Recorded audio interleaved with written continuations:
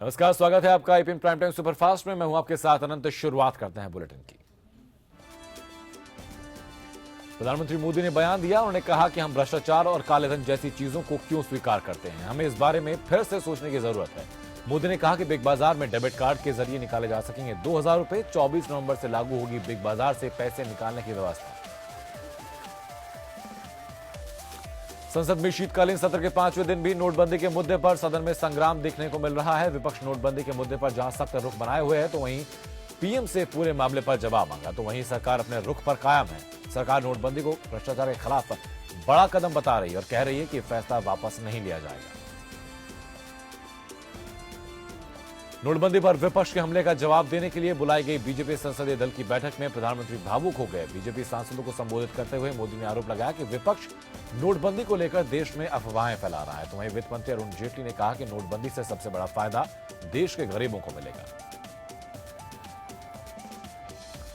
नोटबंदी के फैसले को लेकर प्रधानमंत्री मोदी ने अब देश की जनता से 10 सवाल पूछे हैं। कालाधन और भ्रष्टाचार पर अंकुश लगाने के लिए मोदी सरकार ने नोटबंदी का फैसला लिया और खुद पीएम मोदी ने नोटबंदी पर जनता से राय मांगी।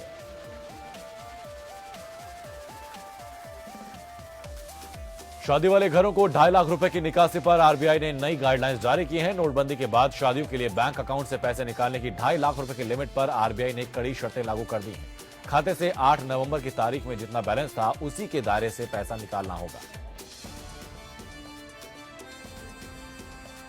नोटबंदी के 14वें दिन देश में कैश की किल्लत कम नहीं हुई। एटीएम और बैंकों के आगे लोग लंबी लाइनों में लगने पर मजबूर हैं। 2500 रुपए कैश लिमिट करने के बावजूद देश के एटीएम नाकाफी साबित हो रहे हैं। मायूस होकर बगैर पैसा निकाले और घंटों बर्बाद कर घर लौटने वालों की तादाद अब भी बेहद ज्यादा है। नोटबंदी पश्चिमी दिल्ली के केशवपुरम से एक परिवार पर कहर बनकर टूटी है। यहाँ के एक बुजुर्ग की मौत बैंक लाइन में लगी रहने के दौरान हुई थी। सब्जी विक्रेता 50,000 राशि के 500 और 1000 रुपए के नोट जमा करने के लिए कतार में था। यह घटना पश्चिम दिल्ली के नजफगढ़ इलाके में oriental bank of commerce bank की शाखा के बाहर हुई। नियंत्रण रेखा पर एक बार फिर आतंकियों की कायराना हरकत सामने आई है। जम्मू कश्मीर के माचल में 3 भारतीय सैनिक शहीद हो गए। एक जवान के शव के साथ बर्बरता भी की गई। इससे पहले भी बीते महीनों में कई बार पाकिस्तान की ओर से जम्मू कश्मीर में सीमा पार से गोलीबारी की गई है।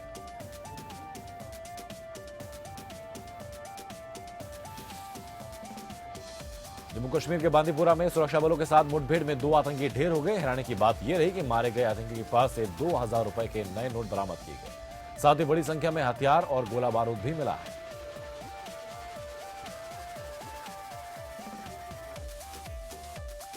राज्यों और केंद्र शासित प्रदेश में लोकसभा की 4 और विधानसभा की 8 सीटों पर उपचुनाव के नतीजे आए हैं। बीजेपी ने जहां मध्य प्रदेश की शहडोल और असम की लखीमपुर लोकसभा सीट पर फिर से जीत हासिल करने में सफल रही, तो वहीं पश्चिम बंगाल की 2 लोकसभा सीटों पर तृणमूल कांग्रेस फिर से कब्जा करने में कामयाब रही। पुडुचेरी के एक सीट से मुख्यमंत्री और कांग्रेस ने जीत दर्ज की है।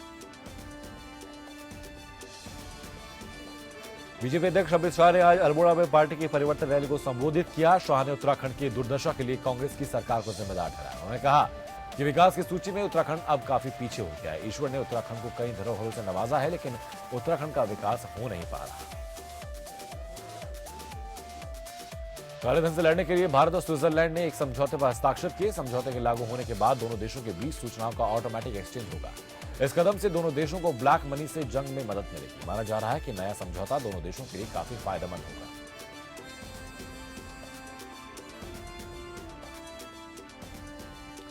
उत्तर प्रदेश के विधायक फंड पर सुप्रीम कोर्ट ने अहम फैसला सुनाया है। सुप्रीम कोर्ट ने कहा कि फंड के दुरुपयोग को रोकने के लिए 2 महीने में गाइडलाइंस बनाए जाए और सालाना 2 करोड़ के विधायक फंड को रद्द किया जाए। तो सुप्रीम कोर्ट ने इलाहाबाद हाईकोर्ट के फैसले से सहमति जताते हुए यूपी सरकार से कहा कि इसके लिए गाइडलाइंस दोबारा बनाई जाए। इस मामले में इलाहाबाद हाईकोर्ट ने वैधानिकता को चुनौती देने वाली याचिका को खारिज कर दिया था, जिसके बाद मामला सुप्रीम कोर्ट में आया था। सुप्रीम कोर्ट के चीफ जस्टिस टीएस ठाकुर की बेंच ने इस मामले में यूपी सरकार से कहा कि वो कोर्ट में आदेश को अमल में लाए ताकि गाइडलाइन से सही तरह से काम कर सके। दिल्ली के मुख्यमंत्री अरविंद केजरीवाल को मानहानि मामले में सुप्रीम कोर्ट से झटका लगा है। केजरीवाल को अब मामले में सिविल और क्रिमिनल ट्रायल का सामना करना होगा।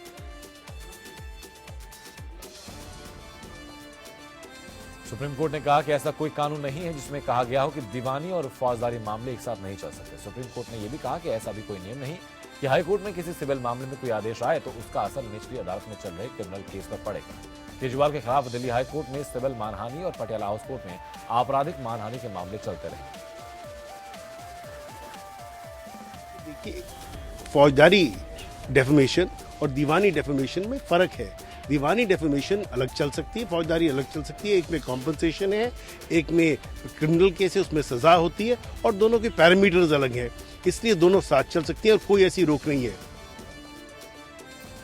सुप्रीम कोर्ट सहारा और बिरला ग्रुप की ओर से नेताओं को करोड़ों की घूस देने के आरोप की याचिका सुनने के लिए तैयार हो गया है। 2 बड़ी कंपनियों पर पड़े छापों में बरामद दस्तावेज की जांच के लिए गैर सरकारी संगठन कॉमन कॉज ने सुप्रीम कोर्ट में याचिका दायर की थी।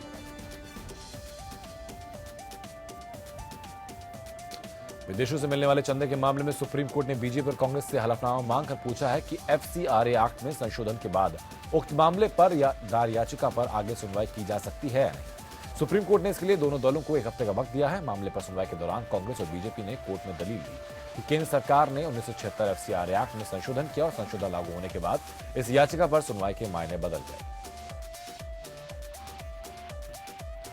याचिकाकर्ता संस्था कॉमन कॉज ने सुप्रीम कोर्ट से कहा कि एफसीआरए एक्ट में साल 2010 में संशोधन हुआ था। यह संशोधन दिल्ली हाईकोर्ट के उस फैसले के बाद किया गया जिसमें हाईकोर्ट ने संस्था के हक में फैसला दिया था। नोटबंदी के विरोध में और एटीएम से पैसे निकालने में लोगों को लेकर आ रही परेशानियों को लेकर लगाई गई 2 याचिकाओं पर दिल्ली हाईकोर्ट ने सुनवाई के दौरान कहा कि सुप्रीम कोर्ट में पहले ये मामला लंबित है और हमें कुछ वक्त इंतजार करना होगा। वकील ने भी मांग की कि आरबीआई हलफनामा दाखिल कर बताए कि कितने एटीएम काम कर रहे हैं और कितने नहीं। सुनवाई के दौरान याचिकाकर्ता ने कहा कि सरकार ने बैंकों को सुनिश्चित करने को कहा है कि एटीएम खुले रहें और लोग पैसा निकाल सके, लेकिन बैंकों ने एटीएम में ताला लगा रखा है।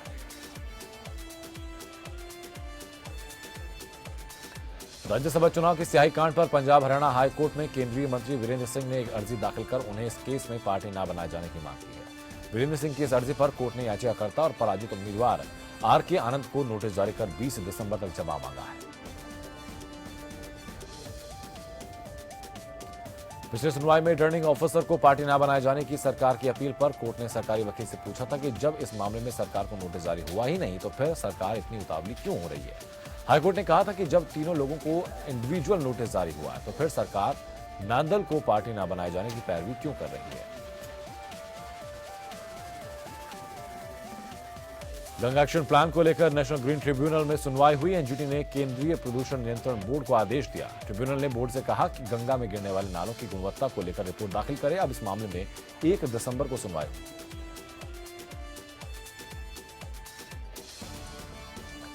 रिलायंस कम्युनिकेशंस के लिए एक अच्छी खबर है। सुप्रीम कोर्ट ने एफसीसीबी मामले में आयकर विभाग का 4800 करोड़ रुपए का टैक्स नोटिस खारिज कर दिया। हालांकि इस अच्छी खबर के बाद भी कंपनी का शेयर 5% लुढ़क कर बंद हुआ।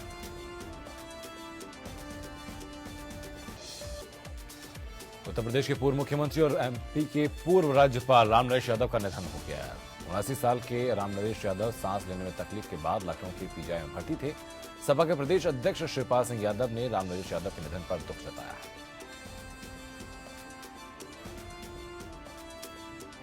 नोटबंदी ने गरीबों को ऐसी चपत लगाई कि गरीब सड़कों पर आ गए हैं और हंगामा करते हुए अधिकारियों से मदद की गुहार लगाने में लगे हैं, लेकिन लोगों की किसी भी तरह से कोई भी मदद नहीं हो पा रही। मेरठ में सैकड़ों महिलाएं डीएम ऑफिस पहुंची और लोन माफ करने की मांग की गुहार लगाई। नोटबंदी के चलते बैंकों पर लंबी कतारें खत्म होने का नाम नहीं ले रही हैं। ऐसे में बैंक अधिकारी पर भी काम का दबाव बढ़ गया है। बैंक के कर्मचारी लोगों से संयम और अनुशासन बरतने की अपील कर रहे हैं। महिला कर्मचारियों का कहना है कि घर की ओर बैंक और मैनेज करवाना हमारा कर्तव्य है।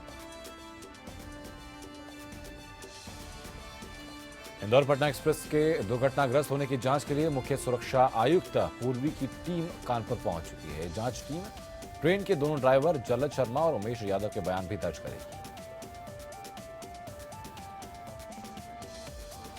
कानपुर रेल दुर्घटना के मामले में केंद्र और राज्य सरकारों के बीच पाला खींचने के आसार बनने लगे हैं। राज्य सरकार के नियंत्रण वाली जीआरपी ने 149 यात्रियों की मौत के लिए रेल अधिकारियों और कर्मचारियों को जिम्मेदार मानते हुए उनके खिलाफ आपराधिक कानूनों के तहत मुकदमा दर्ज किया। इस मुकदमे की तफ्तीश रेल मंत्रालय की जांच के अलावा अलग से होगी।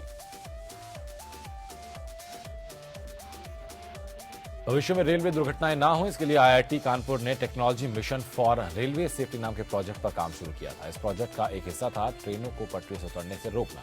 IIT कानपुर वैज्ञानिकों ने एक ऐसी डिवाइस बनाई जिससे पटरियों पर लगने से पता चल सकेगा कि किस ट्रेन का कौन सा पहिया गड़बड़ है। बिहार के भोजपुर जिले के बिंदगावा में एक विवाहिता दहेज दानों का शिकार हुई है। मामला भोजपुर जिले के कोइलवर थाना के बिंदुगावा का है, जहां सास और देवर ने मिलकर रूबी को जिंदा जलाने का प्रयास किया।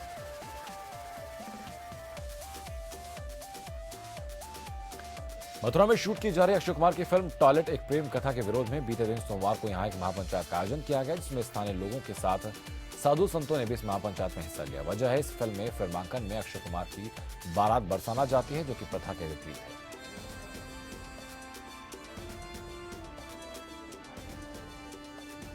लाखों रुपए की अर्जीनिया बरामद। यूपी के पूर्वी छोर पर स्थित बलिया में समाजवादी पार्टी का झंडा लगा हुआ स्कॉर्पियो से पुलिस ने लाखों रुपए की अर्जीनिया बरामद की है। साथ ही साथ मामले में 2 लोगों को गिरफ्तार भी किया है। अर्जीनिया एक तरह का प्रतिबंधित नशीला पेय पदार्थ है, जिसके सेवन से कई लोगों की पहले भी मौत हो चुकी है। पिछले साल गाजीपुर जनपद के हुसैनपुर गांव के जवान अलाउद्दीन दंतेवाड़ा में हुए नक्सली हमले में शहीद हुए थे, लेकिन अभी तक शहीद के परिजनों को यूपी सरकार ने कोई मदद नहीं दी है, जिससे शहीद परिवार वालों की स्थिति बेहद खराब हो गई है। सरकार शहीदों के परिजनों के लिए बड़ी बड़ी घोषणाएं करती है, पर हकीकत में सरकार कुछ नहीं करती।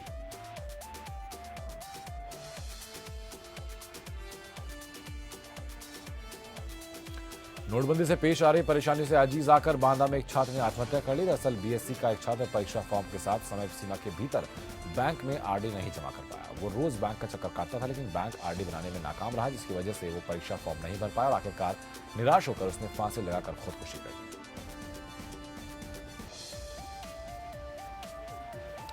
बांदा में नोटबंदी की वजह से एक मजदूर की मासूम बेटी की इलाज के अभाव में मौत हो गई। दरअसल धर्मेंद्र नामक एक मजदूर की 3 वर्षीय मासूम बच्ची बीमार थी, जिसका इलाज के लिए धर्मेंद्र अपने इलाके के ग्रामीण बैंक में नोट निकालने गया, लेकिन घंटों लाइन में लगने के बावजूद वो बैंक से नोट हासिल न कर पाया, जिससे धर्मेंद्र की मासूम बच्ची का समय पर इलाज नहीं करवाया जा सका और उसकी मौत हो गई। कानपुर देहात के पोखराया में हुए ट्रेन हादसे में कानपुर नगर के भीमसेन थाने के जीआरपी प्रभारी अर्जुन सिंह ने रेल अधिकारियों और कर्मचारियों के खिलाफ एफआईआर दर्ज कराई है। अर्जुन सिंह की माने तो जिस वक्त ये ट्रेन हादसा हुआ था, उस वक्त ट्रेन का सीनियर चालक गायब था और एक नया असिस्टेंट चालक ट्रेन को चला रहा था।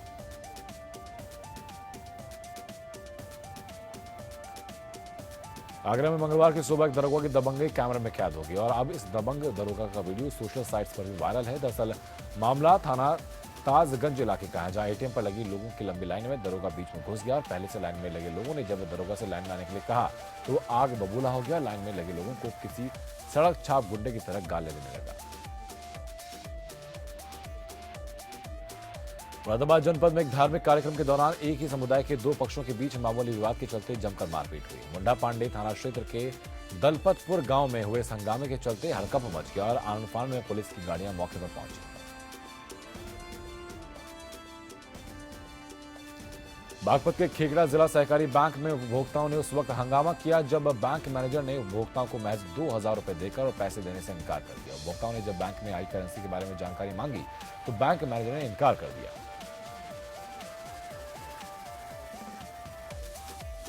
कानपुर देहात में रविवार तड़के हुए दर्दनाक रेल हादसे के बाद अभी तक स्थिति सामान्य नहीं हो पाई। अभी भी कुछ ऐसे लोग हैं जो अपनों की तलाश कर रहे हैं, उनका कुछ आता पता नहीं चल पा रहा।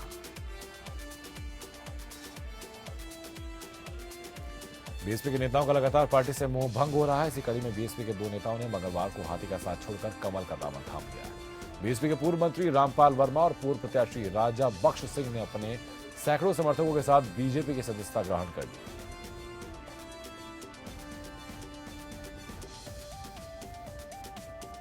बीजेपी अध्यक्ष अमित शाह ने अल्मोड़ा में पार्टी की परिवर्तन रैली को संबोधित किया। शाह ने उत्तराखंड की दुर्दशा के लिए कांग्रेस की सरकार को जिम्मेदार ठहराया। उन्होंने कहा कि विकास की सूची में उत्तराखंड अब काफी पीछे हो गया है। ईश्वर ने उत्तराखंड को कई धरोहर से नवाजा है, लेकिन उत्तराखंड का विकास अभी तक नहीं हो पाया। तो एक मौका मिलेगा। जनवरी फरवरी में जो चुनाव होगा, वो चुनाव के माध्यम से उत्तराखंड की जनता को तय करना है। आपको भ्रष्ट उत्तराखंड चाहिए या पारदर्शी उत्तराखंड? आपको अविकसित उत्तराखंड चाहिए या विकसित उत्तराखंड? कि अगर यहां की जनता बीजेपी की सरकार लाकर दिखाएगी तो बीजेपी उत्तराखंड को देश का सबसे विकसित राज्य बनाएगी। अपने संबोधन में अमित शाह ने रावत सरकार में हुए घोटाले गिनवाए। शाह ने विधायकों की खरीद फरोख्त करते हुए किए गए स्टिंग को भी लेकर हरीश रावत पर हमला बोला।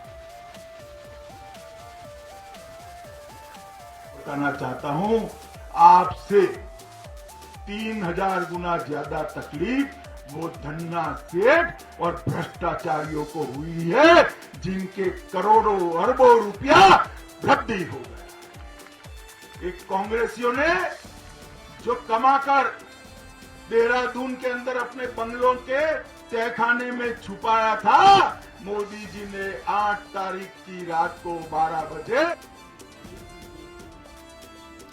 गैरसैंण में बुनियादी सुविधाओं के लिए किए जा रहे कार्यों को लेकर विधानसभा उपाध्यक्ष और गैरसैंण के क्षेत्रीय विधायक अनुसुईया प्रसाद मैखुरी का कहना है कि गैरसैंण में जो कार्य किए जा रहे हैं वो राजधानी बनाए जाने की दिशा में ही कदम है। पौड़ी पहुंची बीजेपी की परिवर्तन यात्रा को कांग्रेस कार्यकर्ताओं ने फ्लॉप बताया। कांग्रेस सरकार ने पौड़ी जिलाध्यक्ष कामेश्वर राणा का कहना है कि जनता को बीजेपी की परिवर्तन यात्रा में जिस हुजूम और बीजेपी के कई दिग्गज नेताओं के पहुंचने के आसार थे वो दिखे ही नहीं। कांग्रेस की सतत विकास संकल्प यात्रा पर बीजेपी ने सवाल उठाते हुए आरोप लगाया कि मुख्यमंत्री हरीश रावत जनता को गुमराह कर रहे हैं, क्योंकि उन्होंने 2.5 साल में हजारों घोषणाएं कर दी हैं, लेकिन उनमें से 10% भी पूरी नहीं की गई और गैरसैंण राजधानी के मसले पर भी प्रदेश की जनता को कांग्रेस सरकार ने ठगा है। हल्द्वानी पहुंचे कांग्रेस के प्रदेश सह प्रभारी संजय कपूर ने नोटबंदी के मामले में केंद्र सरकार को घेरते हुए कहा कि केंद्र सरकार ने कुछ बेईमान लोगों के लिए पूरे देश की गरीब जनता को परेशान कर दिया। आज उत्तराखंड का किसान, गरीब और सहकारी बैंक का खाता धारक, काश्तकार सब नोटबंदी के बाद परेशान है। 500 और 1000 के नोट बंद होने के बाद जहां उत्तराखंड की जनता भी परेशान है, तो वहीं उत्तराखंड सरकार ने सरकारी अस्पताल में इलाज कराने वाले मरीजों को राहत देते हुए सभी टेस्ट अस्पताल में फ्री कराने की बात कही।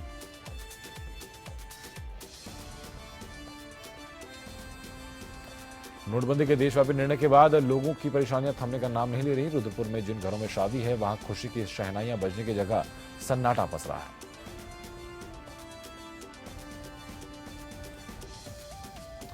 देहरादून के गांधीग्राम की सड़कों की हालत बद से बदतर हो गई है, जिसके चलते कैंट विधानसभा क्षेत्र के विधायक हरबंस कपूर ने पीडब्ल्यूडी के खिलाफ धरना प्रदर्शन किया और कहा कि पिछले 3 सालों से गांधीग्राम की सड़कें खस्ता हाल है। हल्द्वानी के रावली महदूद में 11 नवंबर की रात हुई नवविवाहिता की हत्या खुलासा करते हुए पुलिस ने आरोपी पति को कड़ी मशक्कत के बाद गिरफ्तार कर लिया। आरोपी अपनी पत्नी की हत्या करने के बाद से फरार था। आरोपी का चालान कर पुलिस ने उसको जेल भेज दिया है।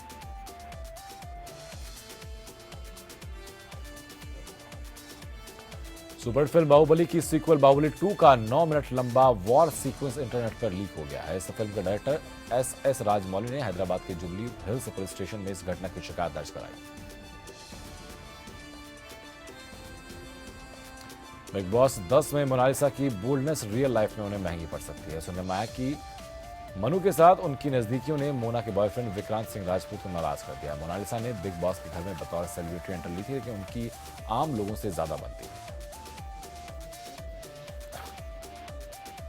मथुरा के संतों ने फिल्म में नंदगांव और बरसाना गांव के लड़का लड़की की शादी दिखाने पर नाराजगी जाहिर की। साथ ही साथ उन्होंने सोमवार को ही एक महापंचायत में फिल्म का डायरेक्टर की जुबान काटने पर 1 करोड़ के इनाम की घोषणा कर दी। शिल्पा शेट्टी आज अपनी शादी की 7वीं सालगिरह मना रही हैं। इस खास मौके पर उन्होंने सोशल मीडिया पर अपने पति राज कुंद्रा को अपनी खूबसूरत फोटो के साथ प्यारा सा मैसेज किया है। सोनम कपूर इन दोनों अपनी लव लाइफ को लेकर चर्चा में हैं। दिल्ली के बिजनेसमैन आनंद आहूजा को वो 1 साल से डेट कर रही हैं। अब सोनम ने अपनी एक फोटो शेयर की है, जिसमें वो अपनी डिजाइनर ड्रेस के साथ एक जैकेट पहने नजर आ रही है। खास बात यह कि खूबसूरत जैकेट उन्हें किसी और ने नहीं बल्कि आनंद ने तोहफे में दी है। भारतीय टेस्ट टीम के कप्तान विराट कोहली पर ब्रिटेन के एक अखबार ने इंग्लैंड के खिलाफ राजकोट में हुए पहले टेस्ट मैच के दौरान गेंद से छेड़छाड़ का आरोप लगाया है। द डेली मेल की एक रिपोर्ट में अपुष्ट सबूतों के आधार पर यह आरोप लगाया गया है। पीठ की चोट से उबरने वाले तेज गेंदबाज भुवनेश्वर कुमार की इंग्लैंड के खिलाफ अंतिम 3 टेस्ट के लिए भारत टीम में वापसी हो सकती है, जबकि गौतम गंभीर को बाहर का रास्ता दिखा दिया गया है। दक्षिण अफ्रीका के कप्तान फाफ डुप्लेसी को गेंद से छेड़छाड़ का दोषी पाया गया, लेकिन अगले हफ्ते ऑस्ट्रेलिया के खिलाफ होने वाले तीसरे टेस्ट मैच में खेलने की स्वीकृति मिल गई है। हॉकी इंडिया लीग का 5वां सत्र 21 जनवरी को मुंबई में दबंग मुंबई और रांची रेंज के बीच शुरू होगा। सेमीफाइनल 25 फरवरी और फाइनल 26 फरवरी को खेला जाएगा। अपने सलामी बल्लेबाज के बेहतरीन प्रदर्शन के दम पर वेस्टइंडीज महिला क्रिकेट टीम ने तीसरे और आखिरी T20 टेस्ट मैच में भारत को 15 रन से हराकर सीरीज 3-0 से जीत ली है।